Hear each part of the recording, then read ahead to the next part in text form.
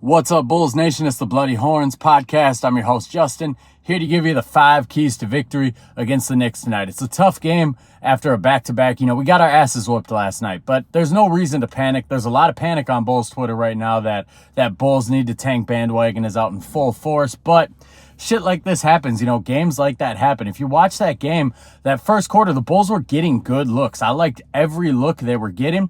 The shots just weren't falling. They couldn't buy a bucket to save their lives. Meanwhile, Philly was on fire. Kelly Oubre, Tobias Harris, Tyrese Maxey, they were hitting shots with guys in their face, contested shots. So just one of those games, man. Just one of those games. Even Pat Bev got in on it, made a couple threes too. So you just got to let it roll off and get back after it tonight. And it's a very winnable matchup, in my opinion, tonight. But there's 5 keys we got to follow to try to get this win. Key number 1, the first 2 keys have a lot to do potentially with Patrick Williams. So we'll see. He's going to be questionable for this game. Kobe's going to be questionable for the game. That's going to make it a lot tougher for the Bulls. But key number 1, we got to keep Julius Randle off the offensive glass. Patrick Williams is probably, if he plays, going to draw a majority of the Julius Randle assignment just because we don't have a power forward on this team. And Julius Randle, he's one of the few old school power forwards in the NBA. He is a perimeter-based player. He does take too many threes for my liking, dribbles around on the perimeter too much for my liking, but he also is deadly in the mid-range and can get down on that block and get you back to the basket buckets that you just don't see in the NBA very much anymore. So we need somebody to keep Julius Randle off the offensive glass. He averages about 3 offensive rebounds a game this year. He's had games where he's had 6 or 7 this year, and that's been the kryptonite for the Bulls this year, is keeping guys off the offensive glass. So we got to try to contain Julius Randle. I don't really know what we do. Patrick Williams, he's going to get out-muscled by him. Terry Taylor's a pretty strong guy. I'd like to see him get a couple backup 4 minutes. Julian Phillips, he'd get out-muscled, but he does have some athleticism to at least try to contest his shots, try to make a difference. So it's going to be a tough matchup.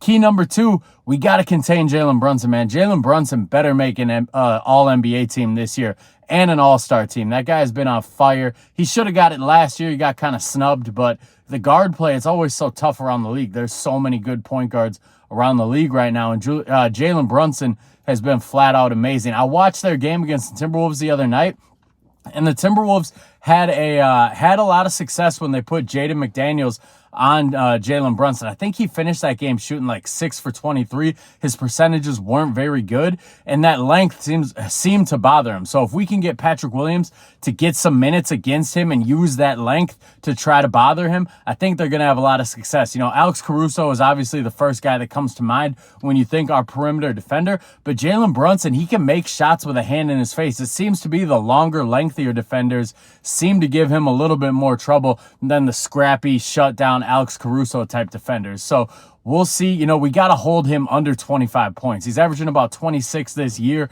If you let him get above 30, it's game over. So we got to try to hold him under 25 points. Key number 3 is we got to attack that rim. The Knicks have very little size down low as far as shot blocking goes. Isaiah Hartenstein, not really a shot blocker. Precious Achiuwa, not really a shot blocker. I love Taj Gibson, but he's damn near 40 years old. He ain't going to be protecting the rim anytime soon. Julius Randle, he barely leaves the ground when he jumps. So the Bulls have to attack the rim with Mitchell Robinson out for the Knicks. Get to the basket, force their hand, make them foul, get their bigs in foul trouble, finish at the rim. The 3-point shot hasn't been falling for the Bulls lately, so attack the rim, attack the basket. Key number 4, we got to push that pace, man. And, the Knicks, they're a bottom 5 team in pace this year. The caveat here is the Bulls are also a bottom 5 team in pace this year. With the Bulls, though, a lot of that comes from their slow start. Their slow start to the season, I believe they were worse in pace to start the year. The last month or so, they've been more middle of the pack. So they got to push the pace. They got to run the Knicks out of the building here. And key number 5, it's going to be a DeMar DeRozan game. It just flat out is. Kobe White's hurt. Patrick Williams is hurt. We're struggling to score lately. I need DeMar DeRozan to get 25-plus points, ideally 30-plus, 35-plus.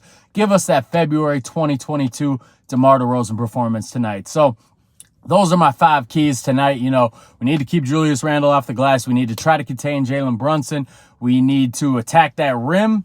We're going to need to push the pace. And DeMar DeRozan, I need you, man. I need you to go off tonight. I don't care if it's ISO DeMar. Just get us some buckets tonight, man. This offense is struggling. So hit that subscribe button if you're not already. If you're not following on Twitter already, it's the same handle as this, @HornsBloody. Throw me a follow. Let's talk basketball. Game tips off at 7:30 tonight on ABC. It'll be interesting to see what the national media telecast has to say about the Bulls. I'm so used to watching Stacey King that it's nice to get an outside perspective on it. Let's go Bulls.